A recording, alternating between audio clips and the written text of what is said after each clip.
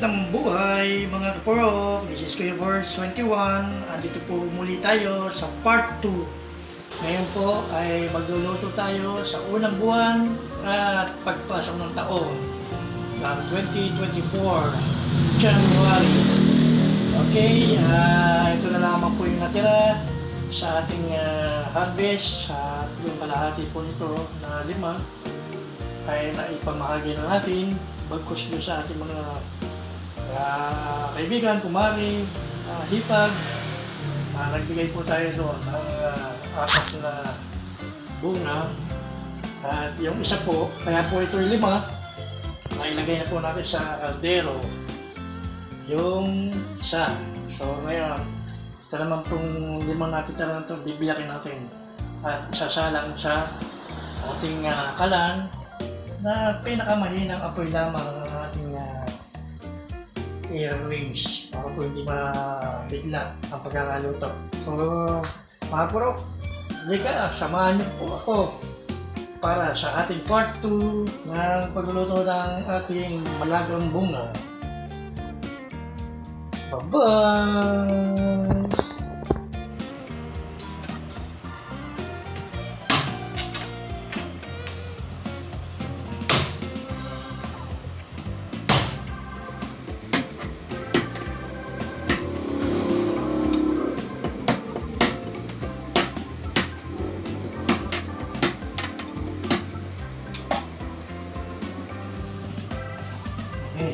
Ito yung pinaka magulang sa kanila lahat. Almost 5 months na po ito.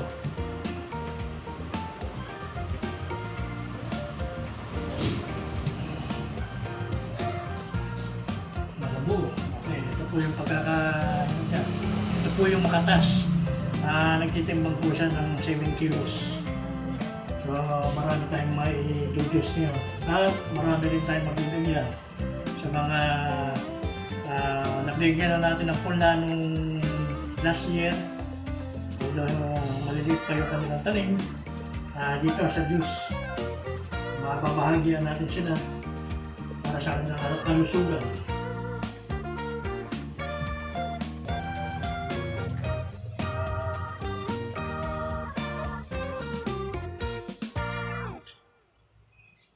Lagay lamang po natin sa malaking kaldero. Ito po sinasalang natin na natural siya. Habang mahina yung kanyang apoy, hindi po natin lalagyan ng tubig kasi kusa pong bakatas ito.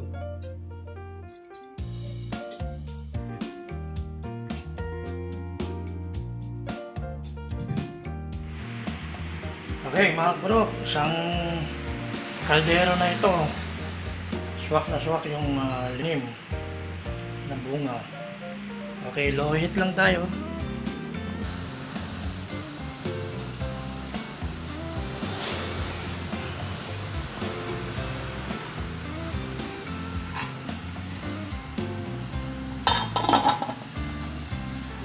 Every 15 minutes po, ang check natin, pag itim na po yung ilalim, imimix po natin para na yung ibabaw naman po ang mapailalim. At the same time, hindi po siya mabibigla ng luto. So, ang maximum na finish luto natin ay 45 minutes to 1 hour.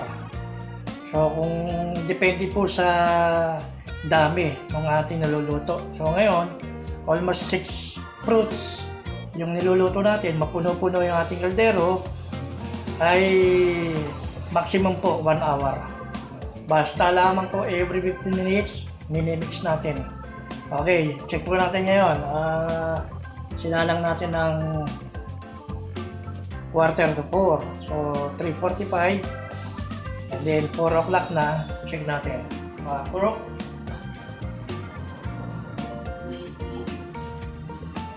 So, yun, meron na mga portion na black color. So, i-mix na natin para hindi naman mabigla yung pagkakaluto.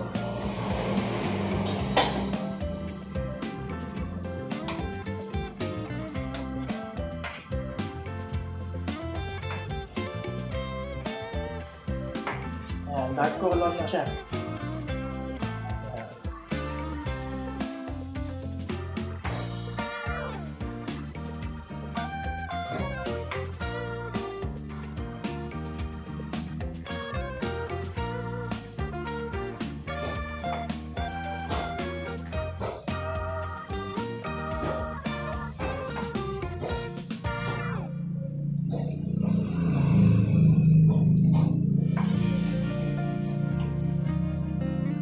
wala po tayong hinalong any water. Ito po ay normal na katas ng ating bunga.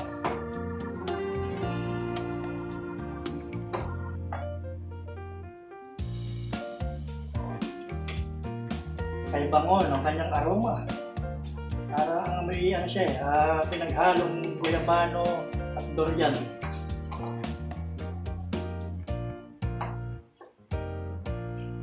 So maraming benefits po sa ating katawan ito. Number 1 na po yung cancer, diabetes, mga sa bato, mostly sa mga internal organ. Then meron din po siyang health benefits para sa anti-aging, antioxidant, yung mga na-impacho na hindi nadudumi ng normal.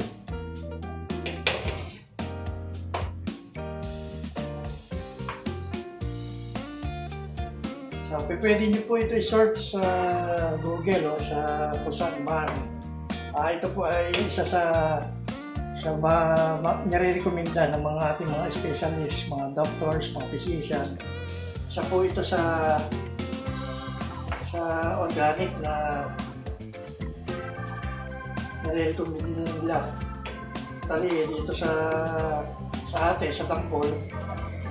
Ay willing naman po ako na hindi ko naman pinagdadamot dito talagang tayo nagbibigay naman.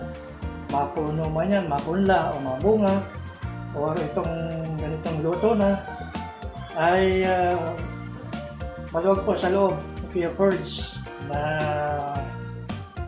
ibahagi ito.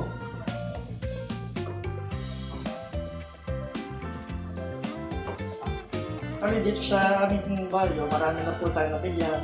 Meron na po tayong napadala through LBC sa Gawing Quezon, Chaong Quezon, yan. Sa Tagaytay, sa Cavite, dito po sa Kalumpit, mga brotherhood po ni Kuya Ferds. Dito rin po sa Dampol. So, nakapagbili tayo ng punla o marketing. At the same time, papasyalan din po natin yung kanilang mga tanim kung malalaki na. Okay, takpan po muna ulit natin. Then, another 15 minutes, saka natin check.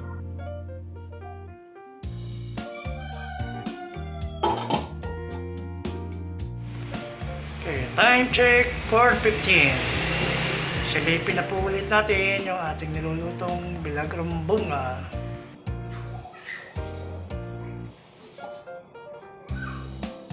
Okay, haluin.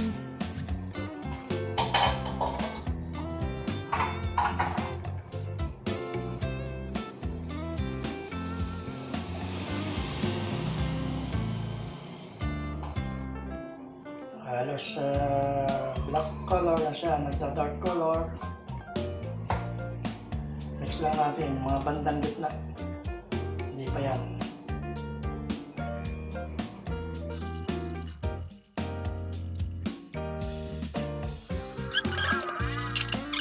Okay, time check, 4:30. Oh, yung dark na siya, dark. Hirap talaga magsalita pag walang kabubuan lang ng ngipin.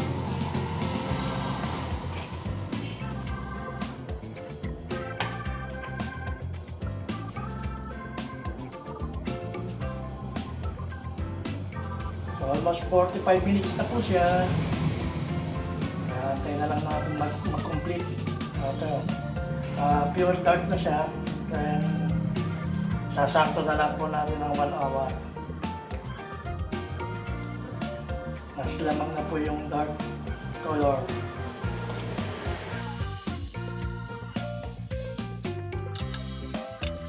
Okay, time check po natin is 4:45. So check na po natin yung ating niluluto.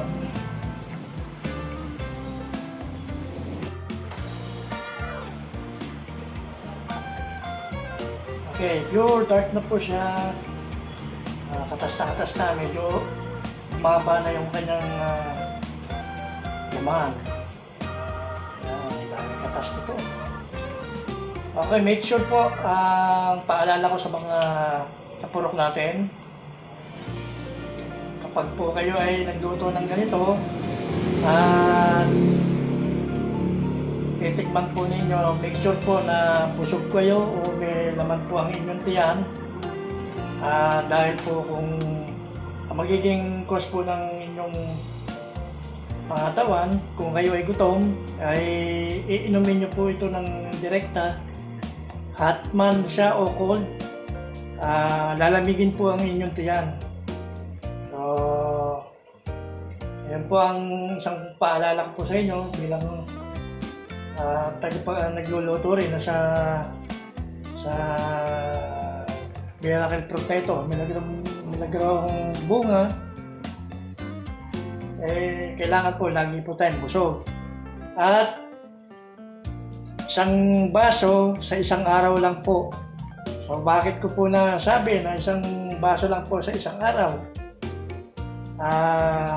Tulad po nung lagi kong binabanggit, ang miracle fruit po ay lasang red wine. So ito po ay masasabi ko po sa inyo na kahit pa paano po ay malalasing kayo.